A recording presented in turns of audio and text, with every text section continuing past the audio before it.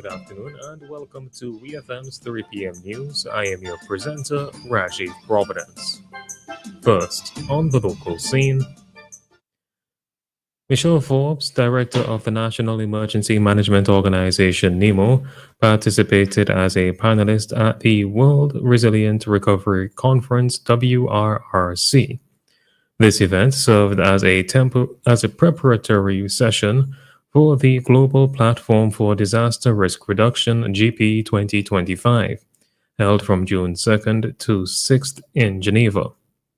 During the conference, Ms. Forbes shared insights into St. Vincent and the Grenadines' experience in activating disaster risk finance instruments as part of their recovery planning. She emphasized the importance of integrating financial mechanisms into national disaster risk reduction strategies to enhance resilience and expedite recovery efforts. Accompanying Ms. Forbes was Ms. Janelle Drayton, counselor at the Permanent Mission of St. Vincent and the Grenadines to the United Nations. The WRRC, which succeeds the World Reconstruction Conferences, provides an international platform to advance the agenda on resilient recovery. It brings together stakeholders from various sectors to discuss scalable solutions for disaster risk financing and recovery planning. A sanitation worker has been charged in connection with a wounding incident in Kingstown. Police say 35-year-old Jamal George of Fairburn Pasture was arrested and charged on May 5th for unlawfully and maliciously wounding a 33-year-old fisherman from Annas Vale. The incident reportedly took place on May 30th when George is accused of striking the man on the head with a Hyroon glass bottle.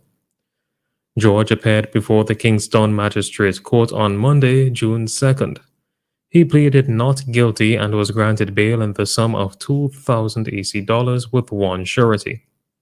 As part of his bail conditions, George must report to the Central Police Station every Thursday and is to have no contact with the virtual complainant.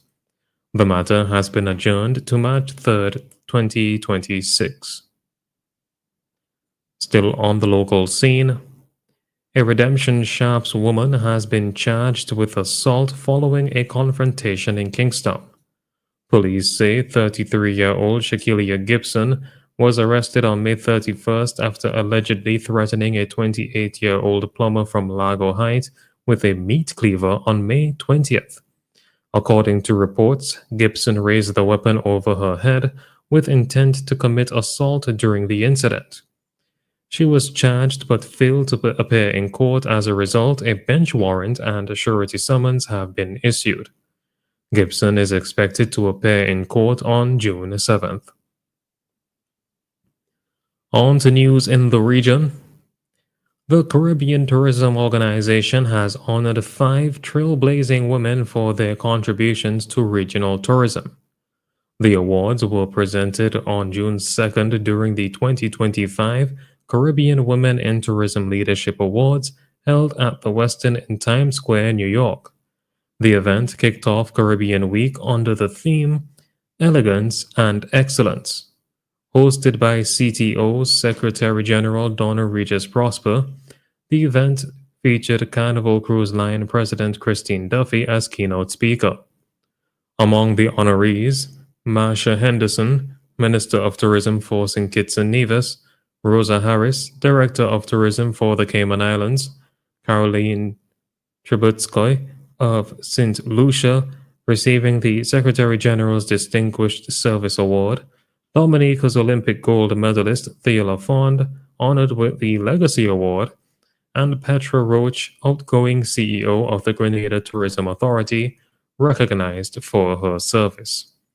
The award celebrated the leadership and lasting impact of Caribbean women in the global tourism sector.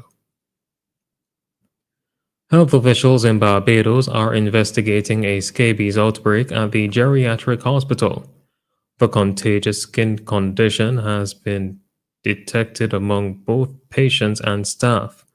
Some individuals reportedly received partial treatment before the infection was formally diagnosed. Scabies causes severe itching and rash and spreads easily through close contact. Health authorities are now working to contain the outbreak and are expected to provide more updates in the coming days. Finally, on the international scene, European auto manufacturers are facing significant disruptions following China's recent decision to restrict exports of rare earth elements. These materials are crucial for producing electric motors and other automotive components. Several auto plants across Europe have halted operations due to shortages, while companies like Mercedes Benz and BMW report that their main production lines are still running, but their supply chains are under considerable strain. China, which supplies approximately 90% of the world's rare earths, imposed the export curbs in April and amid escalating trade tensions with the United States. The move has intensified concerns about global supply chain vulnerabilities. In response, the European Union is accelerating efforts to diversify its sources of critical minerals. The EU has identified 13 new projects outside the bloc aimed at increasing supplies of essential metals and minerals. As the situation develops, European automakers are exploring strategies to mitigate the impact, including stockpiling materials and seeking alternative suppliers. This has been WeFM's 3 p.m. news. I have been your presenter, Rajiv Providence. Join us again at 5:30 for WeFM's evening news, and we thank you for listening.